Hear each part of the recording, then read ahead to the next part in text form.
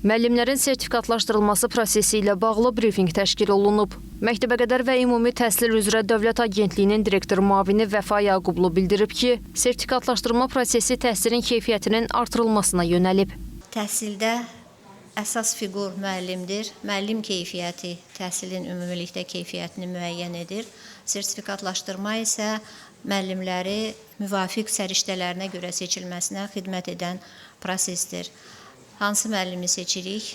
Fənnini dərindən bilən, şagirdləri öyrətməyi bacaran, şagirdlərdə öyrətmə həvəsi yarada bilən və özü bir öyrənmə nümunəsi olan müəllimdən gedir söhbət. Hardasa bir 10 il bundan sonraki vəziyyəti təsəvvür etsəksə, növbəti sikl sertifikasiyadan sonra əminik ki, artıq məktəblərimizin hamısında sertifikasiya balı kifayət qədər yüksək olan müəllimlər işləyəcək və bu müəllimlər məktəbin simasını müəyyən edəcək.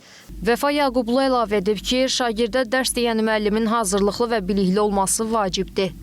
Bu il biz fizika, kimya, biologiya, coğrafiya və informatika müəllimlərini sertifikasiyaya dəvət eləyirik. Bizdə ümumi təhsil pilləsində bir əsas və ikinci dərəcəli fənn anlayışı yoxdur və sertifikasiyanın bir özəlliyi var ki, burada heç bir limit yoxdur ki, tutaq ki, 5 nəfər yalnız 35% toplaya bilər.